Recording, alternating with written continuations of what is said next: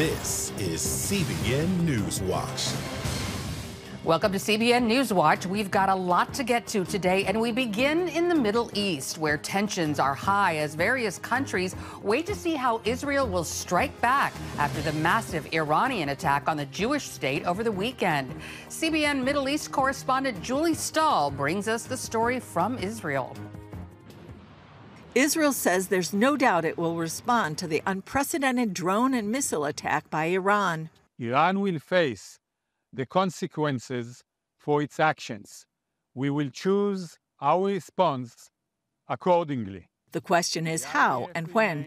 Reserve Brigadier-General Amir Avivi tells CBN News they presented plans for striking back even before the attack. These plans really can be from, cyber attacks to destroying nuclear plants to completely wiping out the oil production of Iran, sinking their navy. There are so many possibilities. Still, the White House continues to press Israel not to take retaliation too far. We don't want to see a war with Iran. We don't want to see a broader regional conflict. We will do what we have to do to defend Israel. We're committed to a ceasefire that will bring the hostages home and preventing conflict from spreading beyond what it already has. Avivi says although Israel can hit Iran in many ways, there's something bigger at stake. One of the considerations is that Israel, of course, would rather see a buildup of a coalition. Israel's successful defense is due to a coalition that included Arab nations like Jordan and Saudi Arabia. Jordanian planes took part in shooting down the massive waves of drones headed for Israel. The Jerusalem Post reports Saudi Arabia acknowledged its part in the coalition. It's also blaming Iran for instigating the October 7th attack by Hamas to thwart normalization of relations between Israel and Saudi Arabia. The fragile coalition is part of a U.S.-led effort to build a Middle East alliance that recognizes the danger that Shia Iran poses to Sunni Muslim nations and Israel. In an article in the Wall Street Journal, one U.S. official said the Abraham Accords made a significant difference by allowing the countries to work together openly. Israel's defense was strengthened by a coalition of countries led by the United States and working together. Avivi says the coalition, which also included Britain and France, understood they could be next. The U.S. see ballistic missiles flying more than 1,000 kilometers in 10 minutes towards Israel. They understand they're next. These ballistic missiles can reach Europe. They will reach also the U.S. And in a year or two, they can be nuclear. So we need to deal decisively with this threat from Iran and really build a coalition that will be willing to pose a military threat and deal with these challenges. While the U.S. says it won't take part in a strike on Iran, it's committed to defending Israel. CBN White House correspondent Abigail Robertson reports that Biden is pushing Congress to swiftly pass more foreign aid. The White House called Iran's attack, which caused virtually no damage, a spectacular and embarrassing failure, although it also made clear Iran's intent to cause destruction in Israel. The administration is urging the House to pass the bipartisan national security supplemental that already cleared the Senate so that Israel and Ukraine can continue to defend themselves. Meanwhile, protesters blocked roads and bridges in multiple cities across the U.S., protesting Biden's support for Israel. Julie Stahl, CBN News, Jerusalem. Our CBN News Middle East Bureau Chief, Chris Mitchell, is with us now from Jerusalem. Chris, great to see you. What's the thinking on how Israel could strike back against Iran and what Iran might do after that?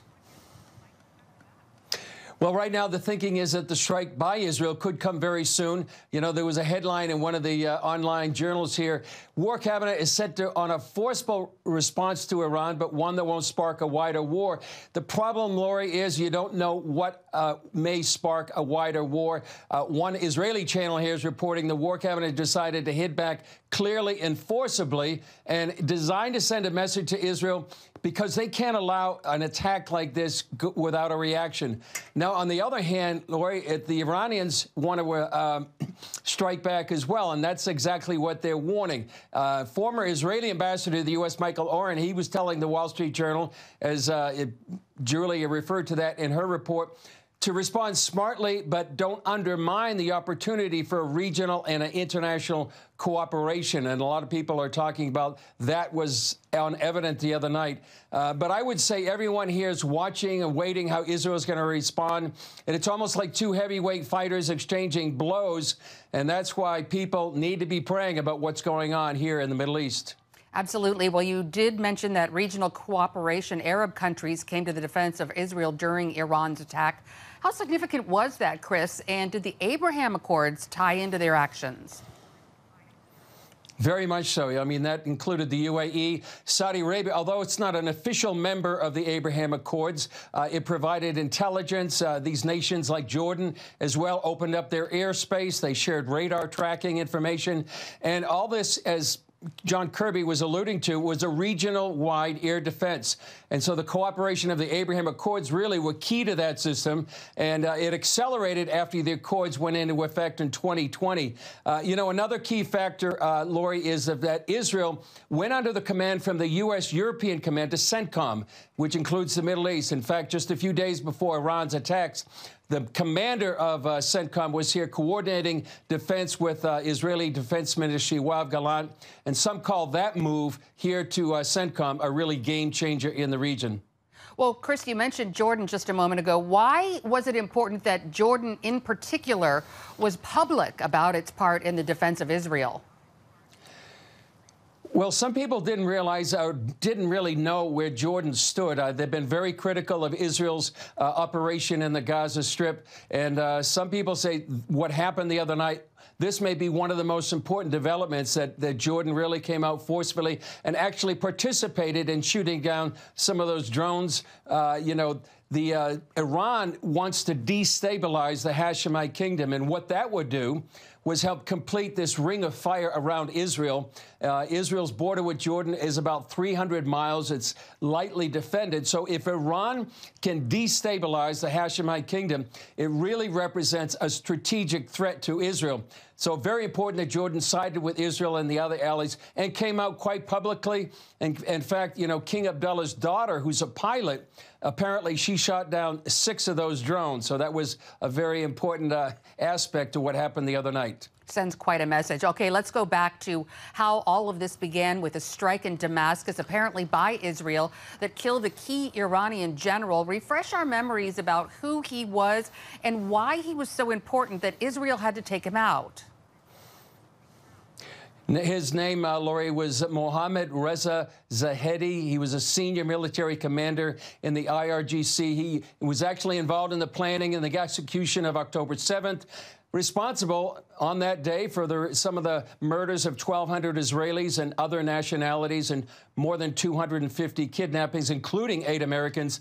So the Iranian consulate there in Damascus was really a military headquarters for the IRGC. That's the Iranian Revolutionary Guard Corps. He led operations in Syria, Lebanon. He smuggled weapons into Lebanon, precision-guided weapons as well. And he worked closely with Hassan Nasrallah. And some say that consulate was really just masquerading. It was a military base. And many people say he's got American blood on his hands as well. He definitely was a strategic target. So much is happening, so important. Chris, what do you have for your viewers on Jerusalem Dateline today? Well, Lori, we have a member with Danny. We have an interview with former Israeli ambassador to the UN, Danny Zanon. He's also a Knesset member. We have analysis with Jonathan Conricus about the current situation. He's a former IDF international spokesman. We also have a heart-wrenching interview with Rachel Goldberg. Her son, Hirsch, was kidnapped on October 7th, a really heart-wrenching story.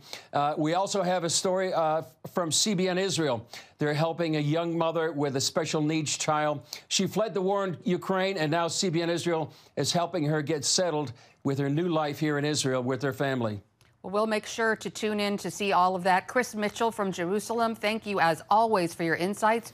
Stay safe and know that many people are praying for you and our staff there in Israel. And you can see the latest Jerusalem Dateline tonight on the CBN News Channel at 8 o'clock Eastern. You can also watch on the CBN News app or on YouTube. Coming up, as Israel prepares to retaliate against Iran, it's also been battling Hezbollah for months. And Christian villages in South Lebanon are caught in the crossfire, suffering the fallout from a war they want no part of. CBN's George Thomas brings us an exclusive report when we come back.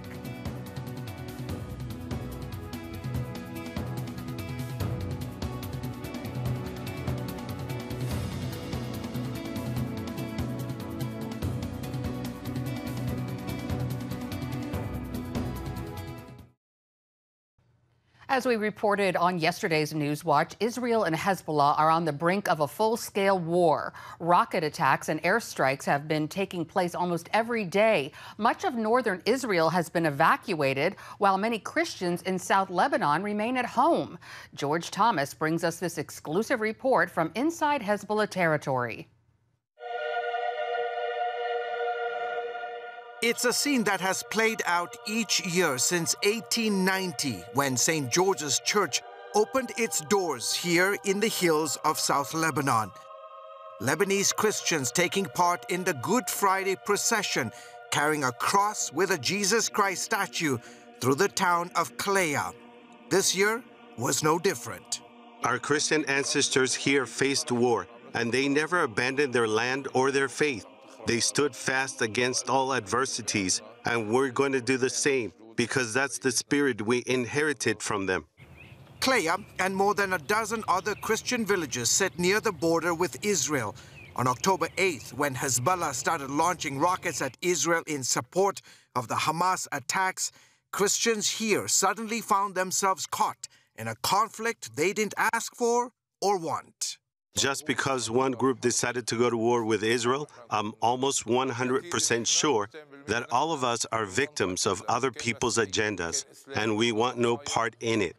Since war began in Gaza, the Islamic terror group controlling much of South Lebanon has fired more than 3,000 rockets at Israeli civilian and military targets from area hilltops and villages. Al-Qiyam, a village adjacent to Kleya, has felt multiple Israeli rocket and missile strikes during this time. Al-Qiyam is one of Hezbollah's strongholds, and that's the main reason Israel is targeting that town. Some 90,000 people from South Lebanon, mostly Christians, evacuated to the north after Hezbollah started launching their rockets. Among those staying, Christian entrepreneur Georgia Salame, forced to close his carpentry business due to constant shelling. We thought the war would end in 10 or 15 days, but it's kept going on, and most of the businesses in the villages got affected. And now, because of this, we have no income. Here in Kleya and other small Christian villages that dot the South Lebanon landscape, the big concern now is that Hezbollah could potentially come into their communities and use their neighborhoods in order to launch missile attacks against Israel. What scares us the most is if Hezbollah starts firing recklessly. For example, last week, they fired missiles at Israel, and most of their missiles didn't reach their targets, and they fell short hitting Lebanese towns. One of those missiles landed in the Christian village of Marjayun. Christians used to be the majority in the south, not anymore. Their numbers have slowly dwindled since Hezbollah moved in. The situation for Christians, not only here in the south, but the whole country, has been dismal, and there's no stability, and because of this, there's a lot of Christian migration, mostly from the south. Daher, a Christian who's reported on here for more than 30 years, fears this latest crisis will spark an even larger exodus. Honestly, people here don't dream anymore. We had a lot of dreams when we were young. We had dreams of living in peace and comfort. We worked hard for it, but the years proved us wrong, and all our dreams have evaporated. Father Pierre tells CBN News that despite being caught between Hezbollah and Israel, the Christians of South Lebanon will continue to preach a message of hope and peace. We are the peacemakers. Our Lord Jesus Christ told us to pray for our enemies, and that's why we're not going to stop praying. Our God can remove this dark cloud, and He's able to change and soften hearts and bring peace to our area. George Thomas, CBN News, Kleya, South Lebanon. Still ahead here at home, a personal look at the crisis at the border where firefighters in Eagle Pass, Texas deal with close to one drowning every shift as they try to rescue migrants from the treacherous waters of the Rio Grande. We'll bring you a look at the physical and emotional toll this is taking right after this.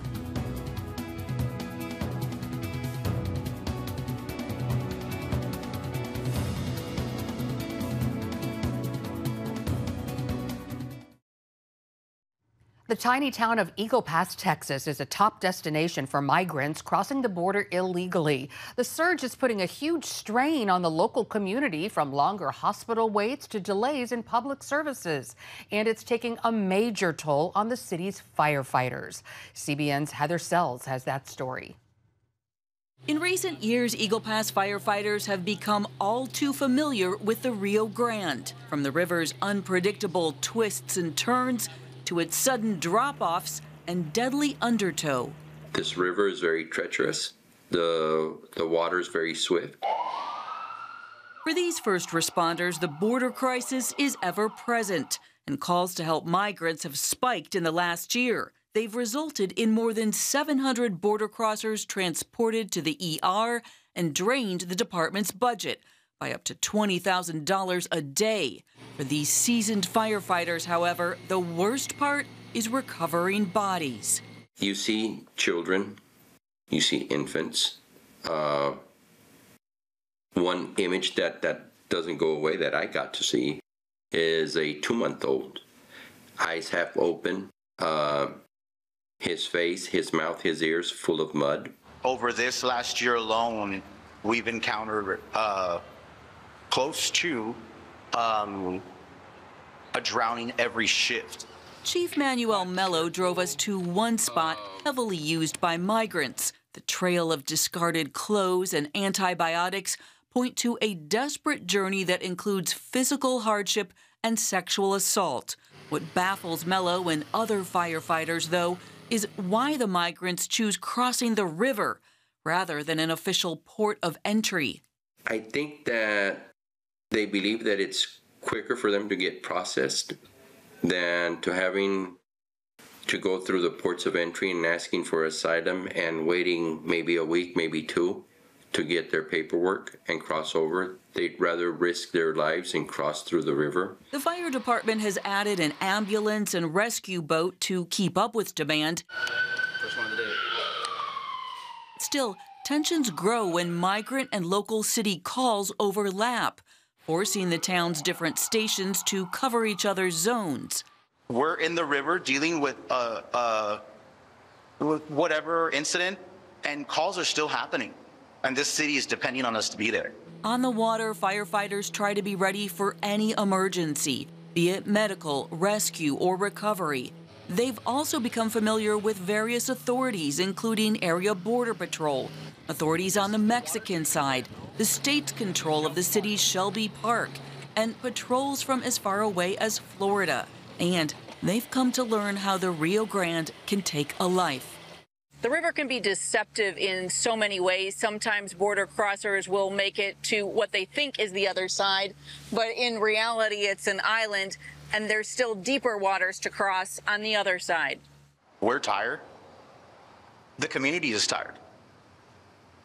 Crime has gone up.